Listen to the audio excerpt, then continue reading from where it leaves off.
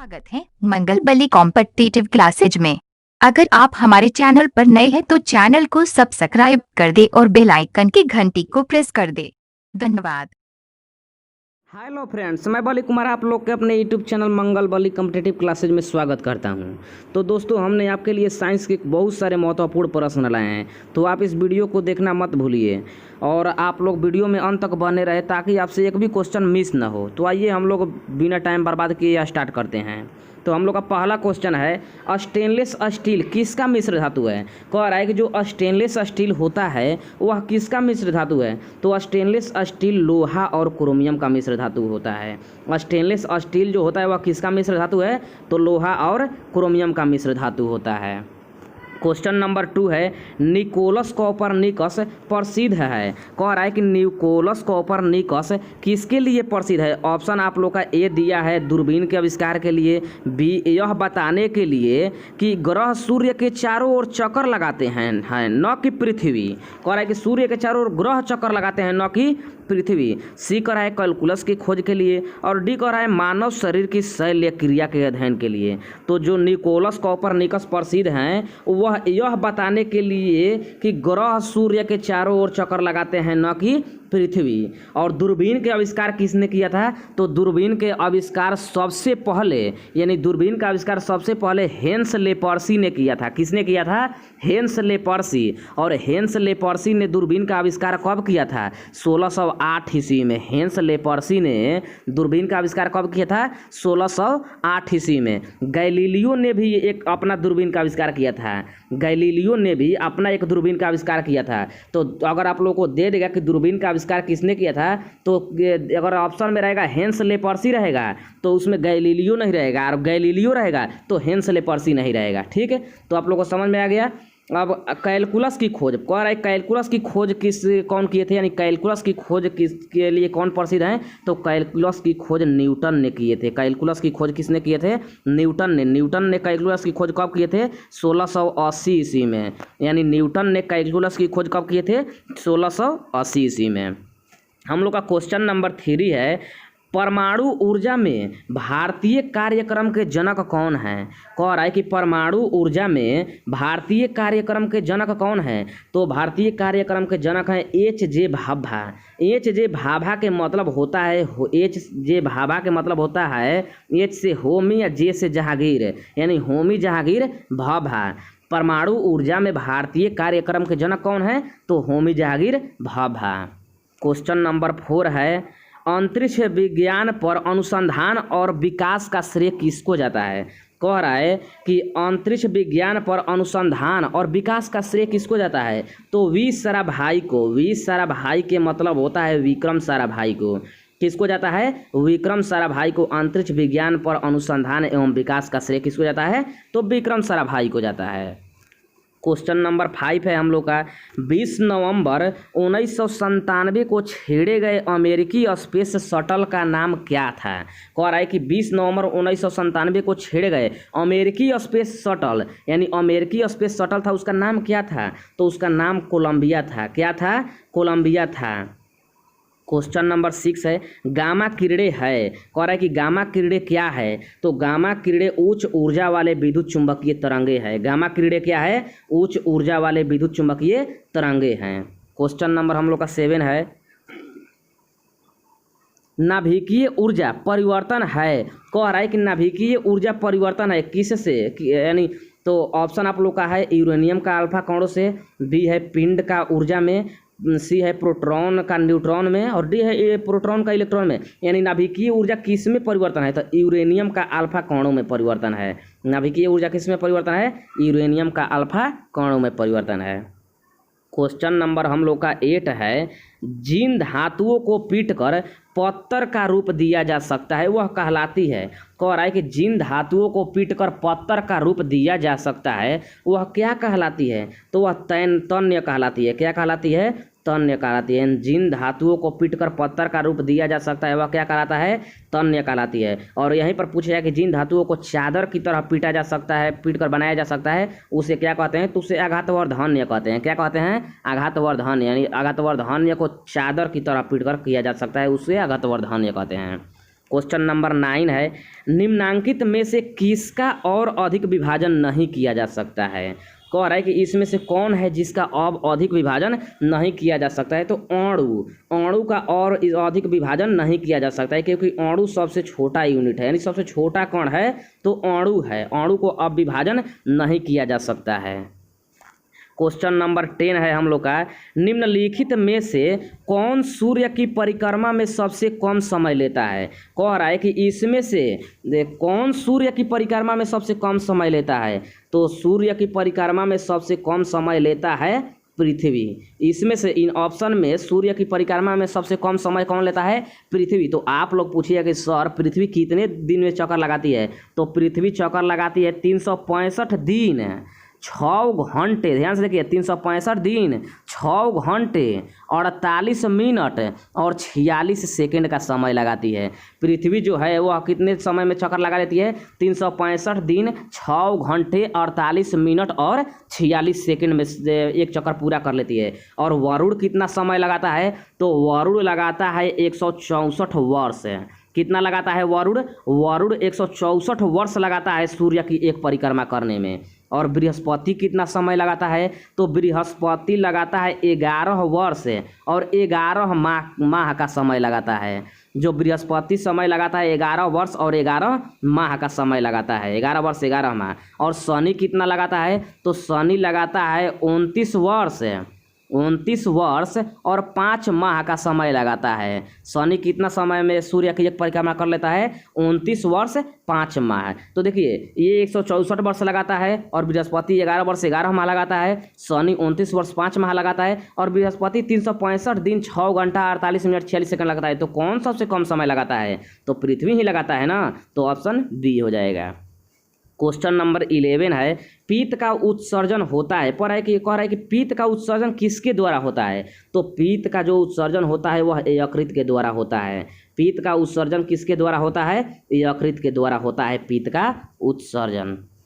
Question number 12 है, कौन copper sulphate का घोल जल में, कह रहा है कि जो कॉपर सल्फेट का घोल होता है वह जल में क्या कर देता है, तो नीले लिटमस पत्र को लाल कर देता है। जो कॉपर सल्फेट का घोल होता है वह नीले लिटमस पत्र को लाल कर देता है। और पूछे कौन पदार्थ नीले लिटमस पत्र को लाल कर देता है, तो अम्ल, अम्ल जो होता है वह नीले लिटमस पत्र को लाल कर देता है। और कॉपर सल्फेट का घोल भी जल में नीले लिटमस पत्र को क्या करता है, लाल बना देता है। क्वेश्चन नंबर 13 है, एसिटिक अम्ल एक कमज़ोर अम्ल है क्योंकि, कह रहा है कि जो एसिटिक अम्ल है वह कमज़ोर अम्ल है। क्योंकि इसका आयोनियन निम्न होता है, यानी इसका आयोनियन जो होता है वह निम्न यानी कम होता है। एसिटिक अम्ल का जो आयोनियन निम्न होता है इसीलिए यह एक कमज़ोर अम्ल है।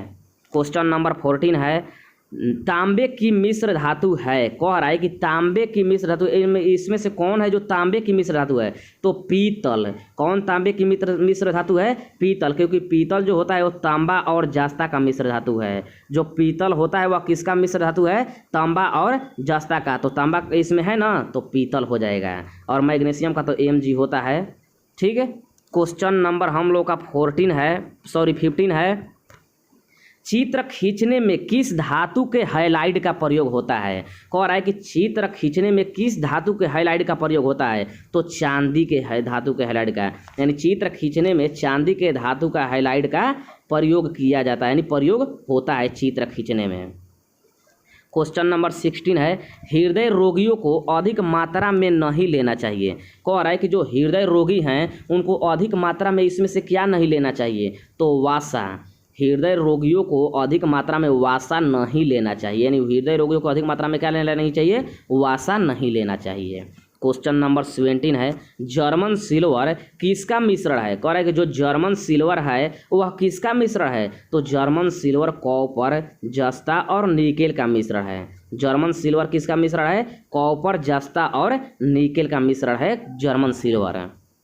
क्वेश्चन नंबर 18 है, सीसा संचायक में प्रयुक्त अम्ल होता है। कह रहा है कि जो सीसा संचायक होता है उसमें कौन सा अम्ल प्रयुक्त होता है, तो सीसा संचायकों में सल्फ्यूरिक अम्ल प्रयोग होता है। कौन सा अम्ल प्रयोग होता है, सल्फ्यूरिक अम्ल। और उसका सूत्र क्या होता है, उसका सूत्र होता है H2SO4।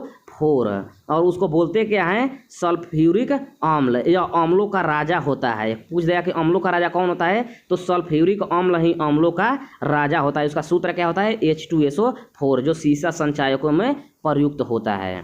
क्वेश्चन नंबर 19 है, पृथ्वी के भूपटल में सर्वाधिक है, यानी कह रहा है कि पृथ्वी के भूपटल में सर्वाधिक क्या होता है, तो पृथ्वी के भूपटल में ऑक्सीजन सर्वाधिक होता है, यानी सबसे अधिक ऑक्सीजन होता है, इसमें से सबसे अधिक ऑक्सीजन होता है। और एक क्वेश्चन और आप लोगों को पूछ दिया कि जो पृथ्वी है अपनी अक्ष पर कितने डिग्री झुका हुआ है। कहेगा कि जो पृथ्वी है, ध्यान से यहाँ पर से समझिएगा, दो क्वेश्चन बताएंगे बहुत ही इंपॉर्टेंट।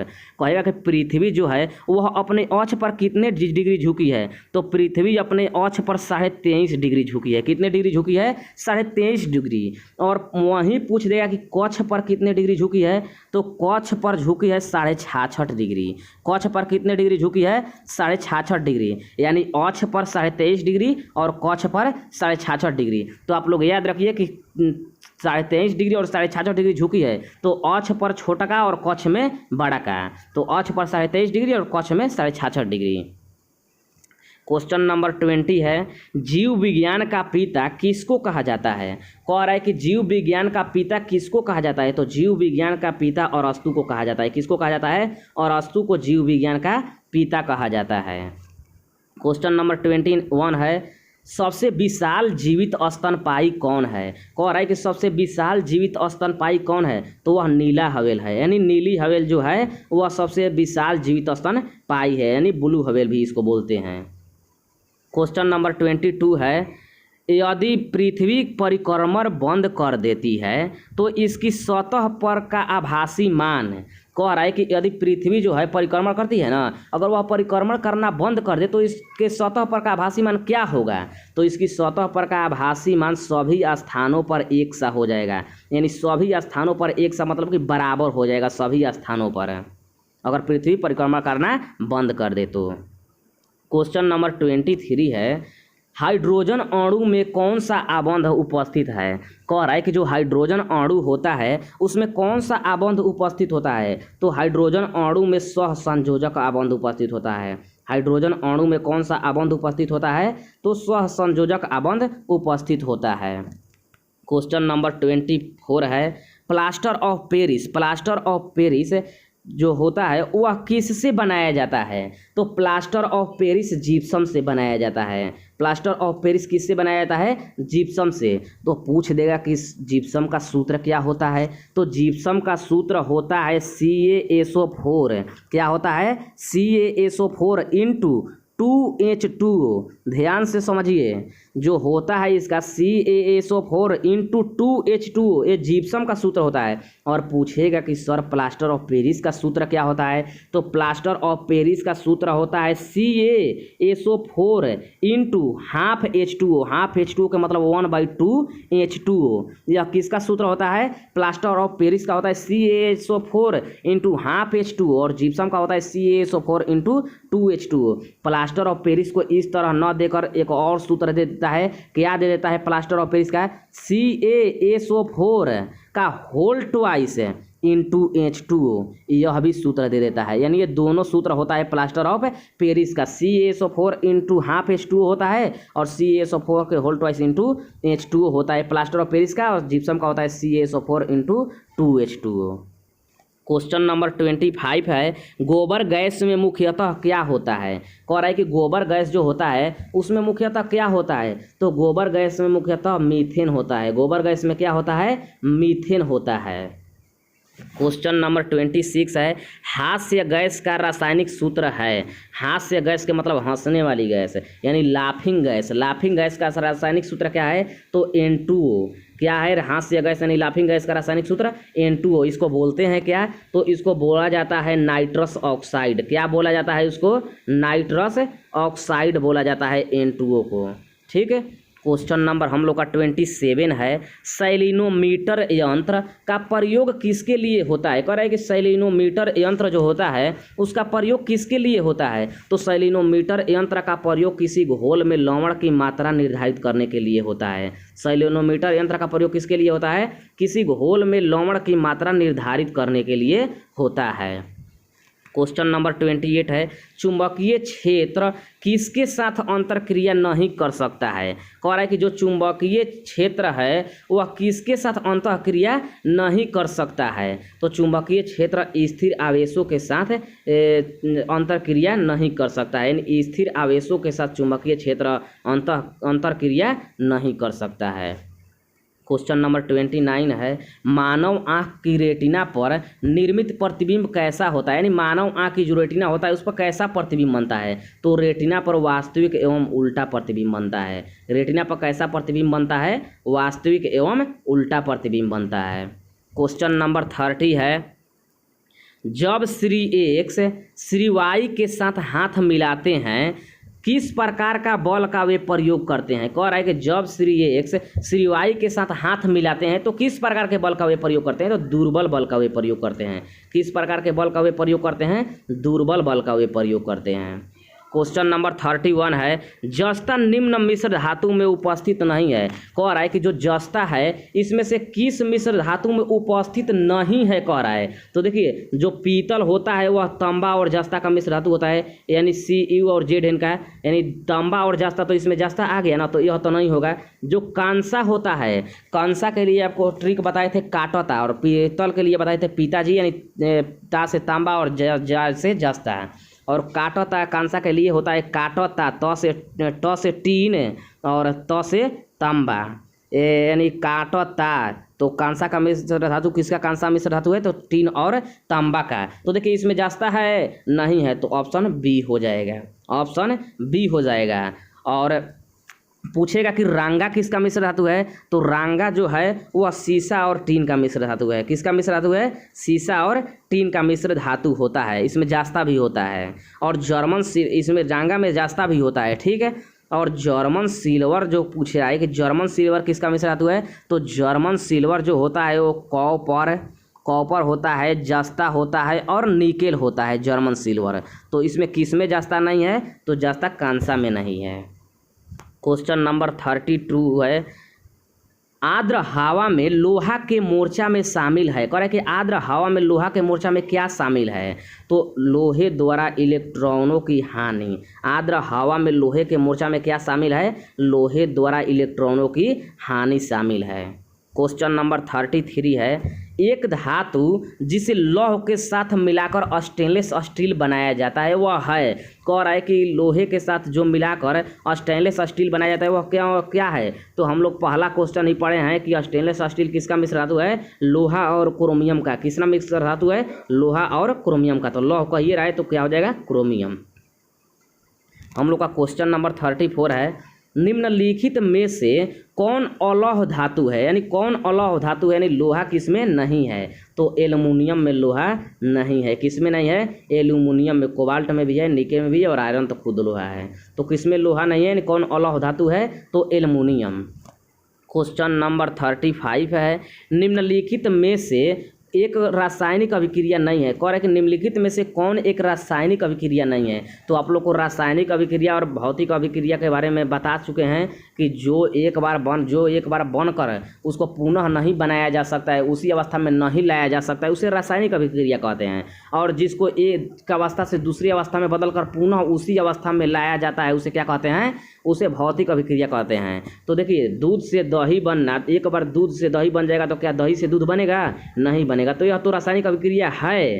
काष्ठ का जलना, काष्ठ जल जाएगा तो फिर क्या जो जला हुआ भाग है उससे काष्ठ बन सकता है, नहीं बनेगा। तो यह भी क्या है, रासायनिक अभिक्रिया है। लोहा में मोर्चा लगना, क्या एक बार लोहा में मोर्चा लग गया यानी जंग लग गया तो क्या उसको छुड़का कर फिर वैसा ही लोहा हम लोग बना सकते हैं, नहीं बना सकते हैं। यानी जल में लवण का घुलना क्या हो जाएगा, रासायनिक अभिक्रिया कौन नहीं है, जल में लवण का घुलना। क्वेश्चन नंबर 36 है, निम्नलिखित फसलों में से किसमें सबसे अधिक प्रकाश संश्लेषण सक्रियता होती है। कह रहा है कि इसमें से किसमें सबसे अधिक प्रकाश संश्लेषण सक्रियता होती है, यानी किसमें सबसे अधिक प्रकाश संश्लेषण होती है, किस फसल में, तो गन्ना में। गन्ना में सबसे अधिक प्रकाश संश्लेषण की क्रिया होती है। क्वेश्चन नंबर 37 है, मानव शरीर में दीर्घतम अंतःस्रावी ग्रंथि है। कह रहा है कि जो मानव शरीर है उसमें अंतःस्रावी दीर्घतम ग्रंथि कौन है? तो ऑबटू यानी उसी को बोलते हैं थायराइड। यह दीर्घतम अंतःस्रावी ग्रंथि है। दीर्घतम अंतःस्रावी ग्रंथि कहेगा तब क्या हो जाएगा? ऑबटू यानी थायराइड। ठीक है, तो हम लोग के पास क्वेश्चन नंबर 38 है, निम्न में से कौन सर्वाधिक अस्थायी तत्व है? कह रहा है कि निम्न में से कौन सर्वाधिक अस्थायी तत्व है? तो सीसा जो है यानी लेड जो है सर्वाधिक अस्थायी तत्व है। क्वेश्चन नंबर 39 है, जल में घुलते समय कार्बन डाइऑक्साइड गैस यानी CO2 गैस उत्पन्न करती है। यानी जल में जब कार्बन डाइऑक्साइड घुलता है उस समय क्या उत्पन्न करता है? तो दुर्बल अम्ल उत्पन्न करता है। यानी जल में घुलते समय कार्बन डाइऑक्साइड गैस क्या उत्पन्न करता है? दुर्बल अम्ल उत्पन्न करता है। क्वेश्चन नंबर हम लोग का 14 है, क्रायोजेनिक एक विज्ञान है। क्रायोजेनिक जो है वह एक विज्ञान है जो किससे संबंधित है? तो यह किससे संबंधित है? क्रायोजेनिक जो विज्ञान है वह किससे संबंधित है? तो क्रायोजेनिक निम्न तापमान से संबंधित है। किससे संबंधित है? निम्न तापमान से संबंधित है। तो दोस्तों आज के लिए बस इतना ही। अगर हमारा वीडियो अच्छा लगा होगा तो वीडियो को लाइक कर दीजिएगा, और अगर आप हमारे चैनल पर नए होंगे तो चैनल को सब्सक्राइब कर लीजिएगा और बेल आइकन के घंटी को प्रेस कर दीजिएगा, ताकि हम जब भी आपके लिए नया वीडियो डालें तो आपके पास सबसे पहले उसका अपडेट पहुंच जाए। तो धन्यवाद दोस्तों।